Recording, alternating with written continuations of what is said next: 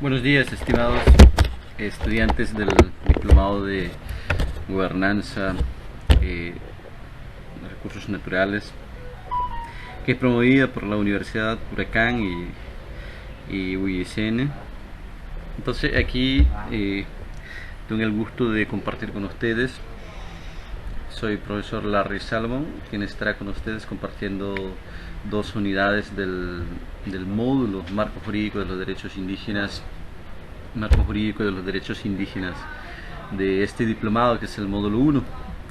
Así que, jóvenes, espero compartir con ustedes y espero que podamos aprender pese la distancia, pese que podamos aprovechar al máximo la plataforma virtual que nos ofrece las nuevas tendencias tecnológicas. Así que, jóvenes, rápidamente, sin más preámbulo, las unidades que yo voy a estar compartiendo es la unidad 1 y unidad 2. La unidad 1 consiste sobre los derechos indígenas en Centroamérica. En ella se desglosa tres temáticas que son los antecedentes de los derechos indígenas, el proceso de la nacionalización e internacionalización de los derechos indígenas en el ámbito de los derechos humanos desde el punto de vista global. También el tema de la tutela constitucional de los derechos indígenas, en lo más específico, en lo que concierne a las constituciones de Centroamérica. Y en la unidad 2 estaríamos hablando sobre los instrumentos jurídicos internacionales en materia de los derechos de los pueblos indígenas, que hay un conjunto de instrumentos.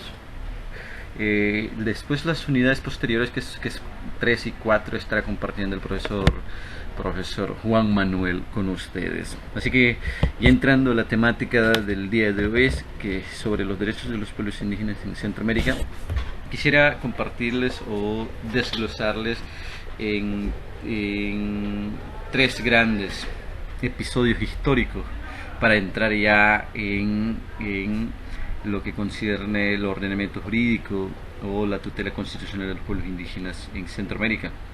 Entonces, derechos indígenas necesariamente no se remonta en tiempos precoloniales, en tiempos antes de que las potencias coloniales, ya sea depende de los contextos, ¿no? Pero comúnmente las potencias coloniales han sido la potencia inglesa, la potencia española de la Europa y potencia estadounidense.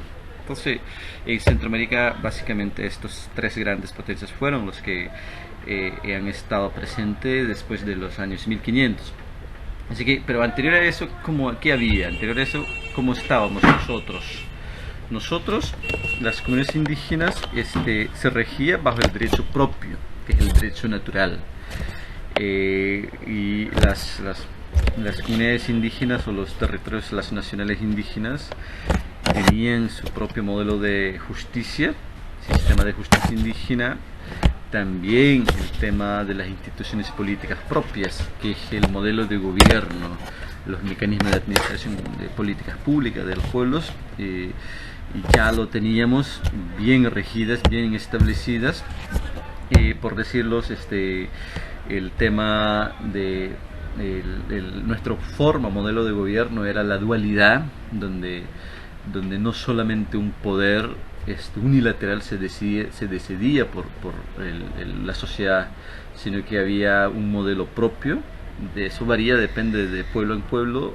Por ejemplo, en los pueblos indígenas de Nicaragua era el Consejo de Ancianos, el órgano rector mayor, en donde no solamente había una persona, así como los poderes coloniales, los modelos de estados de derecho, los estados republicanos tienen instaurado que es el poder ejecutivo, es el que representa a la nación, dirige y todo. No, todo era diferente acá en nuestras sociedades, que era en donde un conjunto de personas, hombres y mujeres, que decidían.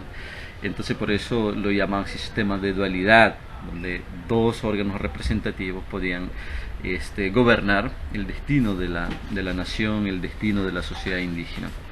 Por otro lado está los modelos económicos propios, que básicamente se basó en una economía de subsistencia, en economía de caza, la pesca, la recolección, y también el tema de la medicina propia que en muchas veces hasta el día de hoy es mucho más efectivo que la misma medicina occidental. Entonces, son pese después de las grandes potencias coloniales, estos grandes elementos de derecho indígena hasta el día de hoy se resiste, se conserva. Obviamente, pues esto se reivindicó a través de grandes luchas, grandes procesos de tensiones bélicas, armadas, sociales, políticas entre las sociedades coloniales, los modelos de estados posteriores, los coloniales. Entonces, esto es en primer momento antes de los años 1500, como estábamos, ¿no? La siguiente etapa es después de la invasión. Invasión yo lo llamaría de Apiyala, otros lo llamarían el descubrimiento de América, ¿no? Entonces el contacto de Cristóbal Colón con el territorio de Apiyala. Entonces, como sabrán más de alguno de ustedes, pues antes el territorio de América, el continente americano, no se llamaba América, se llamaba Apiyala, por un nombre llamado por los pueblos indígenas de Cuna, que normalmente están ubicados en Panamá y en parte en Colombia, ¿no? También algunos pueblos indígenas de México le llamaban Semanagua. También el pueblo, los incas, que hoy todavía en Salvador, en México, se autoidentifican como inca, pese a la erradicación, a los intentos de erradicación, los Tahuantinsuyo Suya. Entonces, así fue. Entonces, anterior al contacto de Cristóbal Colón con Apiyala, pues se sostiene el profesor Pablo Montezuma que había más de 80 millones de habitantes. Entonces yo les compartí en el módulo, en la plataforma, un video. Me parece bastante acertado, así que puedan analizarlo, ¿no? El planteamiento del profesor Pablo Montezuma. Y entonces esto es un segundo momento. En un tercer momento podemos hablar de las luchas por la descolonización de los países centroamericanos, países que estaban bajo la colonia española, del reino de la corona española. Entonces, como sabrán, pues el proceso de la independencia se da en el año 1821, pero anteriormente España había elaborado una constitución política que regía la Federación Centroamericana, donde estaban conglomerados los países como Nicaragua, hoy pues Salvador, Costa Rica. Entonces desde el año 1812 se regían bajo una sola constitución, desde una visión obviamente colonial, desde un pensamiento europeo, ¿no? Es el derecho humano visto como el derecho individual. Entonces después de la independencia en Centroamérica, los países centroamericanos uno por uno pues se han ido elaborando sus marcos constitucionales. Costa Rica, su primer estatuto político, que es la Carta Magna del país, se da en el año 1823. Nicaragua se da en el año 1826. La primera constitución política en la historia de la nación, del país, Honduras, en el año 1825.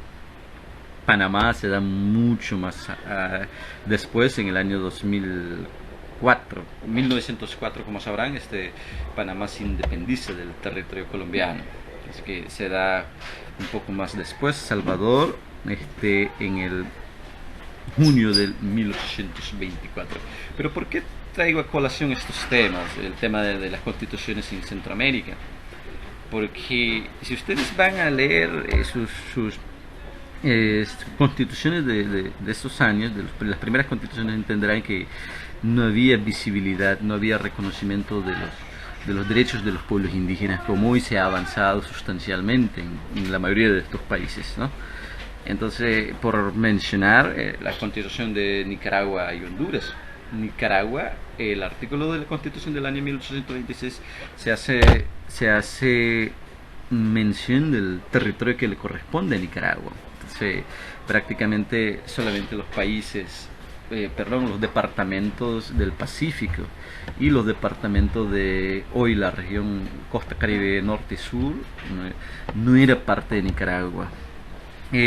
Costa Caribe de Nicaragua se regía bajo otro modelo de gobierno propio de la Mosquitia, donde estamos los Ramas, los Chumos o los Mayanas y Misquitos, obviamente bajo también el protectorado de la colonia inglesa de Gran Bretaña. Entonces, pero eso tiene una otra explicación. Pero aquí lo que llama la atención es que estos pueblos indígenas después fueron el territorio costeño, el territorio indígena de la costa caribe, hoy fue incorporado muchos más años después, en el año 1894, a la fuerza, ¿no? Entonces, y en el caso de Honduras no especifica, no delimita el área que le corresponde a Honduras, que se solo mandata o remite que mediante una ley especial podrán especificar o delimitar las áreas geográficas que le corresponde a Honduras, pero deja claro que una buena parte del territorio de la Mosquitia era hoy que corresponde a Honduras y a Nicaragua. Entonces Honduras y Nicaragua se dividieron el territorio indígena de la Mosquitia. Entonces que ciertamente había un modo de autonomía indígena y un modo de autogobierno propio, obviamente con una alianza estratégica, a otros dirían bajo la colonia inglesa, pero tenía un sentido de gobierno propio, el gobierno de la Mosquitia. Entonces así pues verán que en esas constituciones de 1800 no hay nada de reconocimiento ni implícito ni explícito a favor de las comunidades o pueblos indígenas. Segundo momento, y un tercer momento, pues como verán, pues en este sentido la doctora Costa sostiene pues que durante todo este proceso de la colonia y después de la colonia también de la independencia de Centroamérica, estos pueblos han sufrido discriminación, visto como inferiores, individuos inferiores por hombres blancos, por hombres que eran gobernantes de estos estados, ¿no?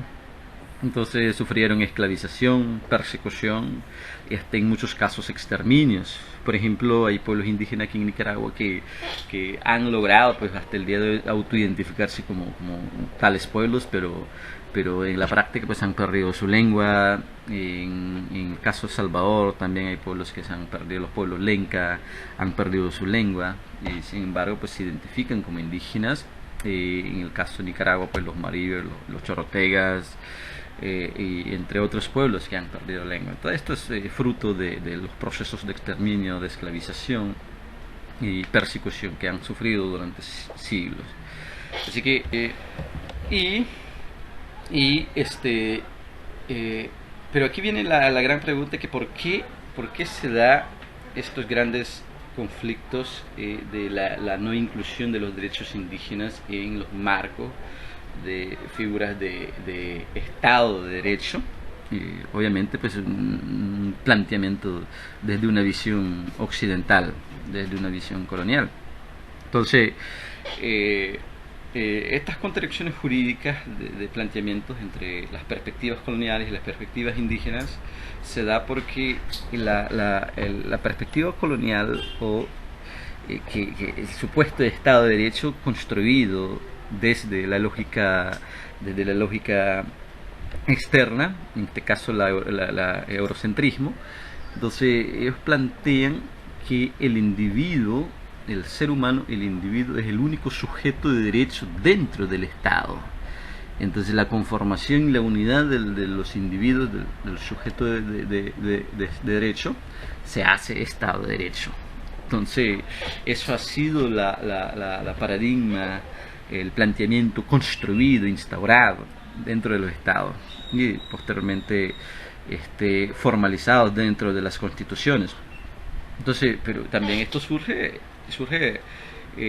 después de la era feudal, donde supuestamente abolirse la esclavitud, abolirse el sometimiento de hombres por otros hombres.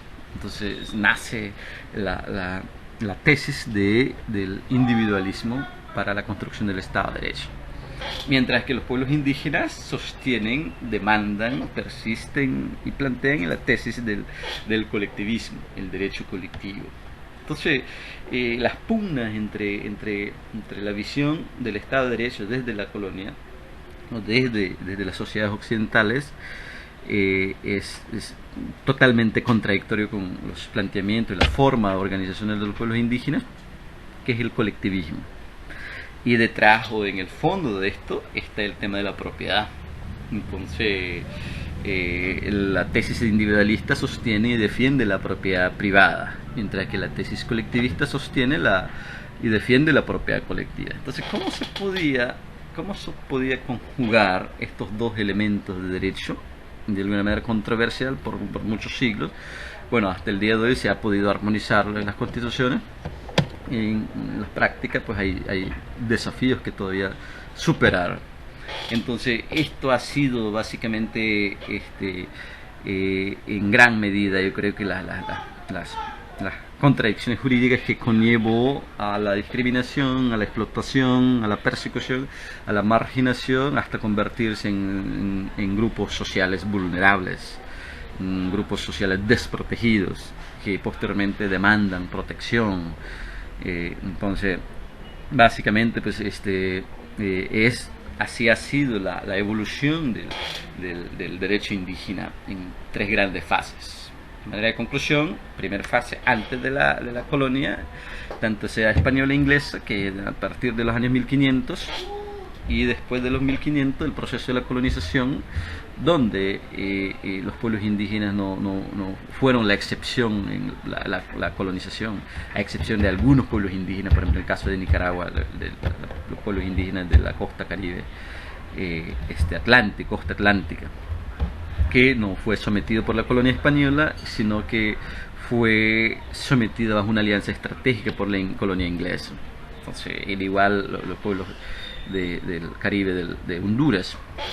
Así que el siguiente tema es sobre la nacionalización e internacionalización de los derechos humanos de los pueblos indígenas.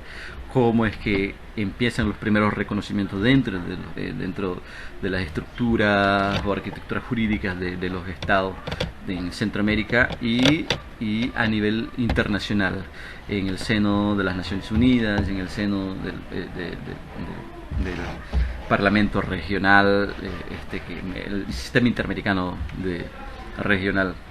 Entonces, de eso estaríamos hablando en los próximos temas. Así que por hoy, a manera introductoria, esto espero que sirva de reflexión y en base a los materiales de lectura para que se pueda generar un debate en el foro. Muchas gracias, jóvenes.